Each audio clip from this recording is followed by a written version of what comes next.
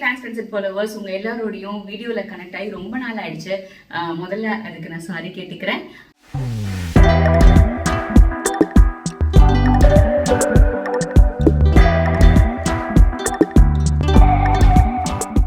இது என்ன மாதம்?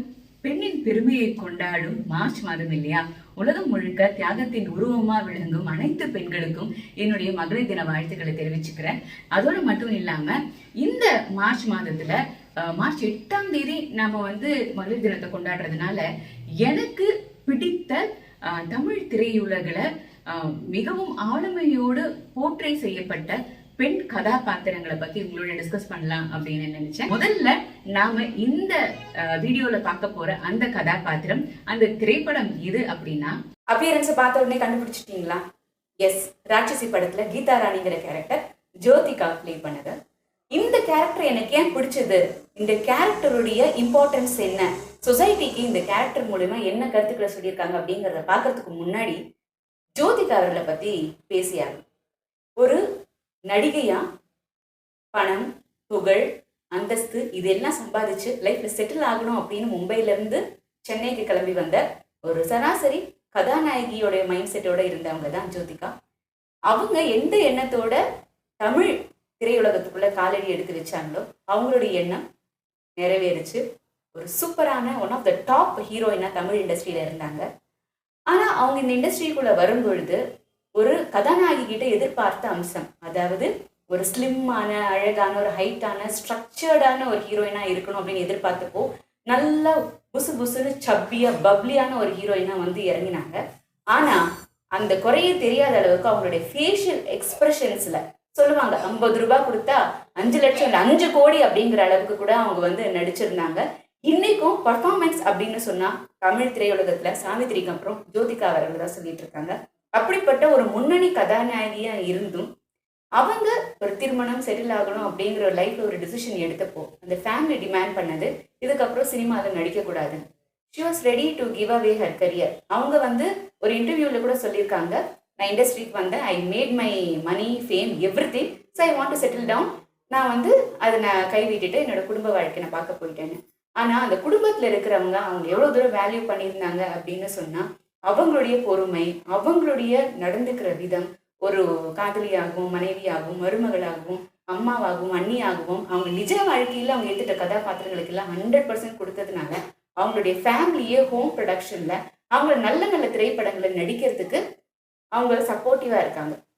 அப்படி அவங்களுடைய ப்ரொடக்ஷன்ல வர படங்கள்லாம் பார்த்தோம்னா அவங்க ஒரு சராசரியா ஒரு நடிகையா, ஒரு யங் கேர்ளா இருந்தது போக ஒரு முழு பெண்ணை மாறினதுக்கு அப்புறம், ஒரு குழந்தைகளுக்கு தாயாக மாறினதுக்கு அப்புறம் என்னுடைய டைமை நான் கொடுக்குறேன் அப்படின்னு சொன்னா கண்டிப்பா அது வேல்யூபிளான விஷயம், வேல்யூபிளான படம் தான் நான் சமுதாயத்துக்கு கொடுப்பேன் அப்படின்னு சொல்லிட்டு அவங்களுடைய லைஃப்ல கத்துக்கிட்ட நிறைய விஷயங்களை வச்சுக்கிட்டு பெண்களுக்கு முக்கியமா இந்த சொசைட்டில என்ன மாதிரியான விஷயங்கள்ல லேக் ஆகுது அதெல்லாம் ஒரு அவேர்னஸ் மாதிரி கொண்டு வரதுக்கு படத்துல நம்ம அந்த மாதிரி படங்களை சூஸ் பண்ணி பண்ணணும். அது வெளி ப்ரொடக்ஷன்ல பண்ண முடியலனா கூட பரவாயில்ல, நம்மளுடைய ஹோம் பேனர்லேயே பண்ணலாம் அப்படின்னு நிறைய படங்களை கொடுக்க ஆரம்பிச்சாங்க. அப்படிதான் 36 வயதினிலே நிறைய படங்கள், பொன்மகள் வந்தாள், அதுல எனக்கு ரொம்ப பிடிச்சது இந்த ராட்சசி படத்துல அவங்க ஏற்று நடிச்ச கதாபாத்திரம். இந்த கதாபாத்திரம் ரொம்ப இன்டென்ஸான, ரொம்ப ஸ்ட்ராங்கான ஒரு கேரக்டரா இருந்துச்சு. ஆக்சுவலி இந்த படத்துல ஒரு டைலாக் இருந்தது, அந்த டைலாக் அவங்களுக்கு ரொம்ப இம்ப்ரெசிவா இருந்தது போல இருக்கு. அதை ஒரு ஸ்டேஜ்ல அவங்க பேசும்போது அவங்க பேசினதை ஒரு ரைட் சென்ஸ்ல எடுத்துக்காம சில சர்ச்சையெல்லாம் கூட நடந்துச்சு. பட் அந்த விஷயம் என்ன படத்துல கன்வே பண்ணியிருந்தாங்க அப்படிங்கிறது ரொம்பவே யோசிக்க வேண்டிய ஒரு விஷயம்தான். கண்டிப்பா நம்ம கிட்ட பணம், இன்ஃப்ளூயன்ஸ் இருக்கு அப்படின்னு சொன்னா அந்த விஷயத்த நம்மளும் இம்ப்ளிமெண்ட் பண்ண ட்ரை பண்ணணும். அது என்ன அப்படின்னா, இப்போ இந்த படத்துக்குள்ள அம்சம் எனக்கு என்ன பிடிச்சது அப்படிங்கிறத நான் சொல்றேன்.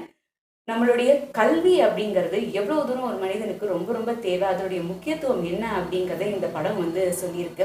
சிட்டியில இருக்கிற பசங்களுக்கு படிக்கிறதுக்கு, எக்ஸ்ப்ளோர் பண்றதுக்கு நிறைய ஆப்பர்ச்சுனிட்டிஸ் இருக்கு. ஆனா ஒரு கிராமத்துல, ரூரல் சைட்ல இருக்கிறவங்களுக்கு, கூலி வேலை செய்யற தொழிலாளர் பசங்களுக்கு எல்லாமே படிப்பு அப்படிங்கிறது ஈஸியா கிடைக்கக்கூடிய ஒரு விஷயமா இல்லை. ஸோ அவங்களுக்கு அது கிடைக்கணும் அப்படின்னு சொன்னா எல்லாருமே சேர்ந்து முயற்சி பண்ணணும் அப்படிங்கிறது இந்த படத்துடைய ஒரு கருவா இருந்துச்சு. முக்கியமா நிறைய பேரை நம்மளுடைய மதம் சார்ந்து நிறைய கோவில்களுக்கோ இல்ல சர்ச்சுகளுக்கோ நம்ம நிறைய கான்ட்ரிபியூஷன்ஸ் பண்றோம். பணம் இருக்கிறவங்க அதே மாதிரி அதே அளவுக்கு நம்ம எவ்வளவு தூரம் ஒரு ரிலீஜியனுக்கு நம்ம வந்து இம்பார்ட்டன்ஸ் கொடுக்குறோமோ அதே அளவுக்கு கல்வி அப்படிங்கிறதுக்கும் இம்பார்ட்டன்ஸ் கொடுக்கணும், இதுக்கும் நம்ம வந்து கான்ட்ரிபியூஷன்ஸ் கொடுக்கணும் அப்படிங்கிறத இந்த படம் ரொம்ப ஸ்ட்ராங்காக வலியுறுத்தி இருக்கும். எனக்கு அந்த கல்வி சம்பந்தமான எந்த விஷயங்களா இருந்தாலும் ரொம்ப ரொம்ப எனக்கு வந்து பிடிச்ச விஷயமா இருக்கும். அது நானும் வந்து சப்போர்ட் பண்ணும் அப்படின்னு நினைப்பேன். சுருக்கமா சொல்லணும்னா, திருமணத்துக்கு முன்னாடி கதாநாயகியா ஜோதிகா நடிச்சிட்டு இருந்தாங்க. இப்போ அவங்க கதையின் நாயகியா நல்ல நல்ல ஸ்கிரிப்ட்ஸை தேர்ந்தெடுத்து நடிச்சிட்டு இருக்காங்க. இதுல இவங்க சரியான முடிவெடுத்து சரியான ஸ்கிரிப்ட்ஸை தேர்ந்தெடுத்து நடிக்கிறாங்கன்றது போக, அவங்கள நோக்கி டைரக்டர்ஸ் சமுதாய உணர்வோட நல்ல கதைகளை கொண்டுட்டு போறாங்க. அந்த விதத்துல அந்த இயக்குனர்களையும் நம்ம வந்து இங்க பாராட்டியே தான் ஆகணும். கிராமப்புறங்கள்ல இருக்கிற அரசாங்க பள்ளிக்கூடங்கள்ல மாணவர்கள் சேர்க்கை இல்லை, தரம் சரியில்லை அப்படின்னு சொல்றது மட்டும் இல்லை, அந்த ஏரியால அந்த இடங்கள்ல இருக்க மக்களுக்கே கல்விக்கான அவசியமும் அதனுடைய மகத்துவமும் நிறைய பேருக்கு தெரியறது இல்லை. ஸோ அதுக்கான விழிப்புணர்வை முதல்ல ஏற்படுத்தணும். இப்போ நமக்கு இருக்கிற இந்த இன்டர்நெட் ரெவல்யூஷன்ல டிக்டாக், ரீல்ஸ், ஷார்ட்ஸ்னு எவ்வளவோ நிறைய விஷயங்களை நம்ம வந்து பகிர்ந்துட்டு இருக்கோம். ஸோ அந்த வகையில கல்விக்கான முக்கியத்துவத்தையும் நிறைய செலிபிரிட்டிஸ் இந்த மாதிரி வந்து பேச ஆரம்பிச்சாங்க அப்படின்னா நிறைய மக்கள் கிட்ட போய் சென்றடையும். நிறைய பேர் என்ன குறை சொல்றாங்க அப்படின்னா, அரசாங்க பள்ளிக்கூடங்கள்ல படிச்சாங்கன்னா அவங்களுக்கு பெரிய ஃபியூச்சர் இருக்காது, அவங்களுக்கான ஒரு வேலிடேஷன் ரொம்ப கம்மி அப்படின்னு சொல்றாங்க. அது ரொம்ப ரொம்ப தப்பு. ஏன் அப்படின்னு சொன்னா, நம்மளுடைய முன்னாள் president doctor APJ Abdul Kalam ஐயால இருந்து மயில்சாமி அண்ணாதுரை வரைக்கும், ஏன் இப்போ கூட அரசாங்கத்துல உயர் பதவியில இருக்கிற நிறைய அதிகாரிகள் அரசாங்க பள்ளிக்கூடத்துல அதுவும் தமிழ் வழி கல்வி படிச்சவங்களா தான் இருந்துட்டு இருக்காங்க. அதனால நம்ம எங்க படிக்கிறோம் அப்படிங்கிறது முக்கியம் இல்லை, நம்ம எப்படி படிக்கிறோம் அப்படிங்கிறது தான் ரொம்ப ரொம்ப முக்கியம். இப்போ இந்த அரசாங்க பள்ளிக்கூடத்துடைய தரம் ஏன் தாழ்ந்திருக்கு அப்படின்னு சொன்னா, அங்க மாணவர்களுடைய சேர்க்கை கம்மியா இருக்குன்னு சொன்னேன்.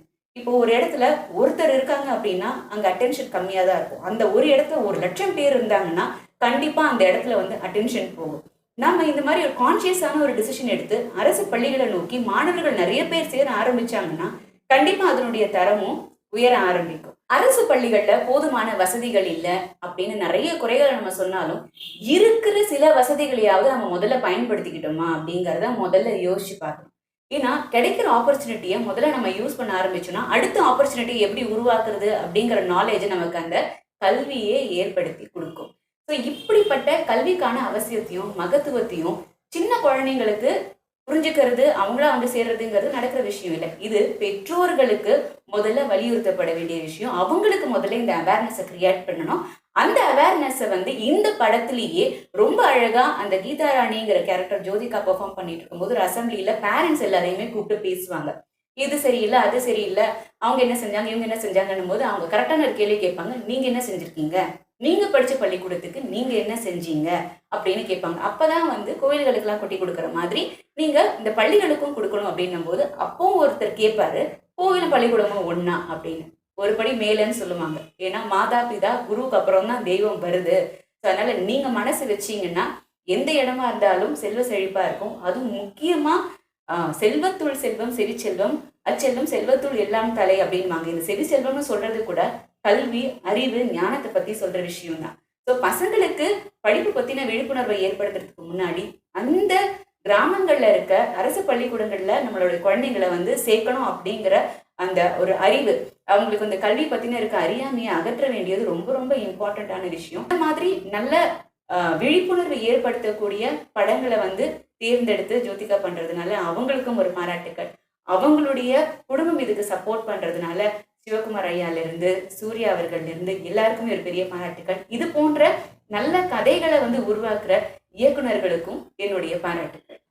ஒவ்வொரு வெற்றி பெற்ற ஆணைக்கும் பின்னே ஒரு பெண் இருப்பா அப்படின்னு சொல்லுவாங்க. ஆனா இங்க நம்மளுடைய வெற்றி நாயகியா இருக்க ஜோதிகா அவர்களுக்கு பின்னாடி ஒரு ஆண் படையே இருக்கு. உண்மையான ஃபெமினிசத்துக்கு அடையாளம், ஒரு எக்ஸாம்பிளா இருக்கிறவங்க ஜோதிகா.